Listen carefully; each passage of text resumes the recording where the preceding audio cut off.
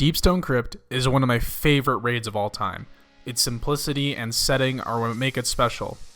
Most raids are static in nature, but this truly tells a story.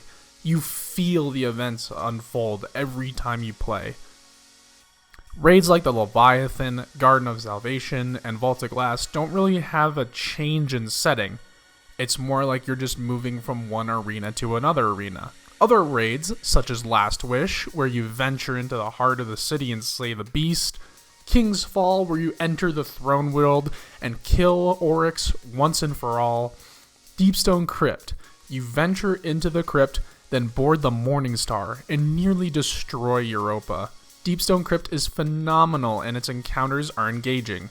However, it's the optional objectives that are fundamentally flawed, and this is what we'll talk about today.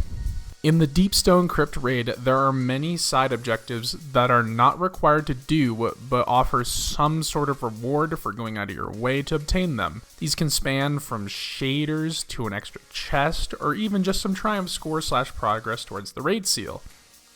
Today, we will go over these challenges and talk about why most of these are absurd. And don't get me wrong, some of these are actually solid, but others are they're just a yikes.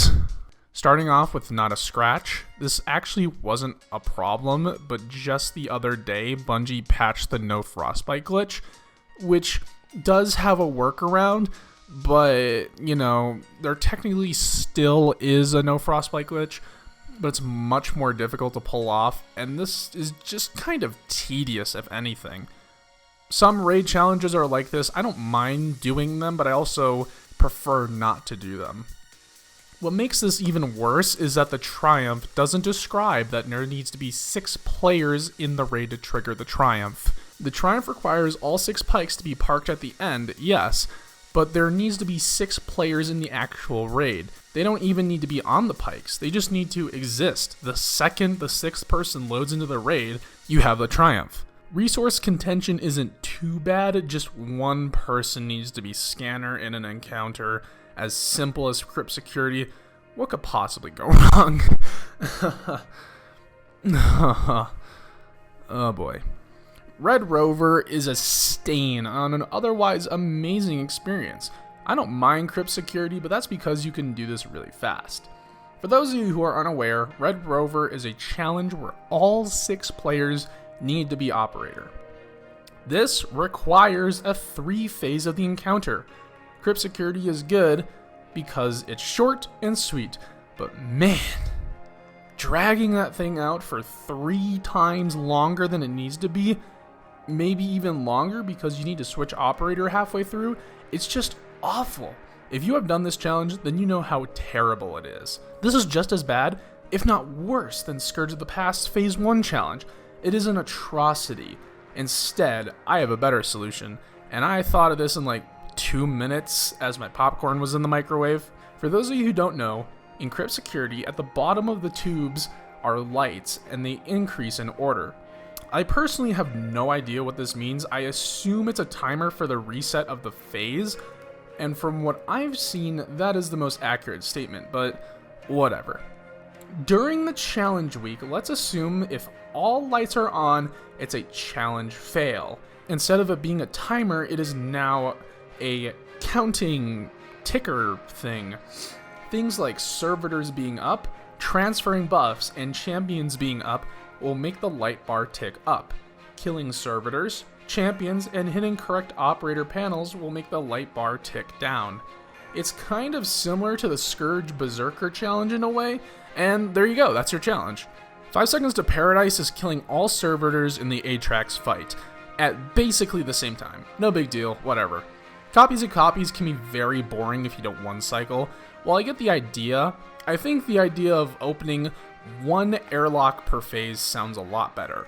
That way it's not as tedious and not punished insanely hard for 2 phasing. Now the final set of challenges, Short Circuit, Of All Trades, the Core 4, and Ready Set Go are all fine in their own rights. Taniks doesn't really seem like a challenge. Actually, just like Oryx, the challenge mode way is actually the easier and more preferred way to go. But now for the meat and potatoes of this video.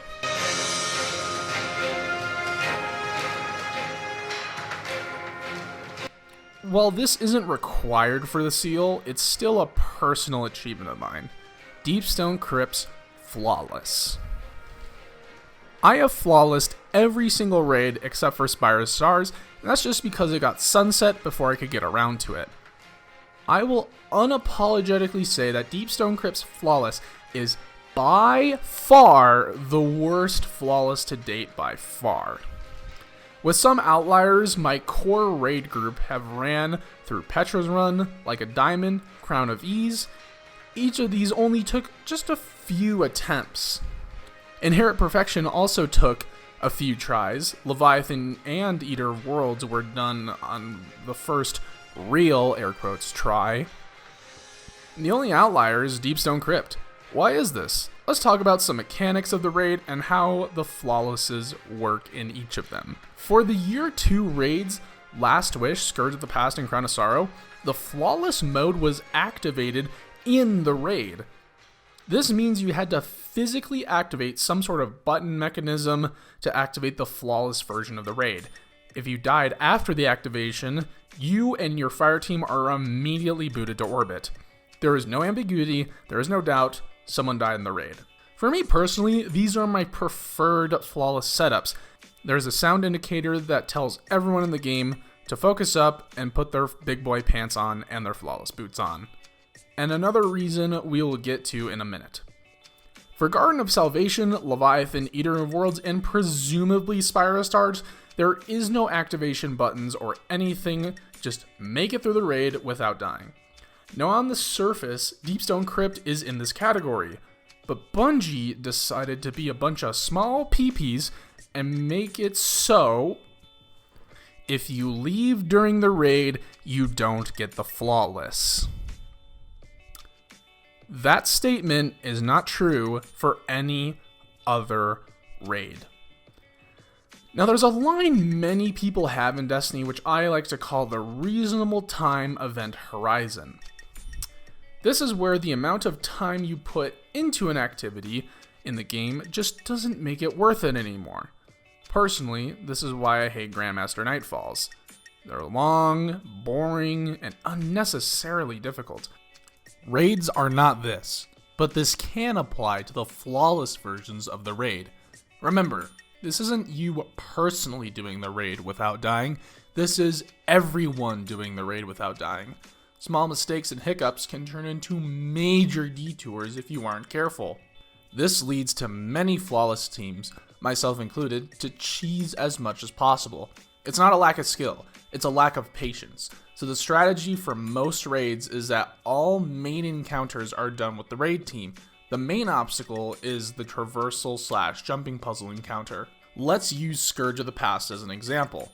All 6 players enter the raid and go activate the 6 buttons around the map. Complete the Berserker encounter and then have 4 people leave the instance and 2 people stay in the raid and go down into the Sparrow Chase encounter. Complete it normally and then go to boss phase 1 and the 4 people that left will rejoin. Complete phase 1 and 2 without dying and all players will still get the flawless. If this had Deepstone Crypt's system, all 6 players would have to do the Sparrow Chase, which is a goddamn nightmare. But Deepstone Crypt is an easy raid, you might say. Yeah, it is, but think about it this way.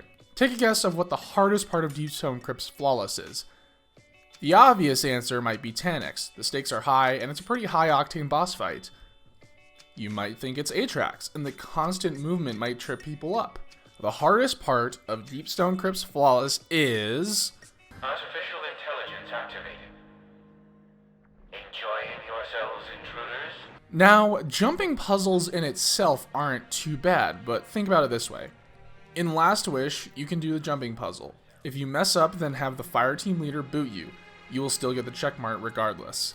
In Deepstone Crypt, if you mess up the jumping puzzle and the leader boots you, you no longer get the triumph. Essentially, it's a start over. And don't even get me started on if they fix the Sparrow part at the start.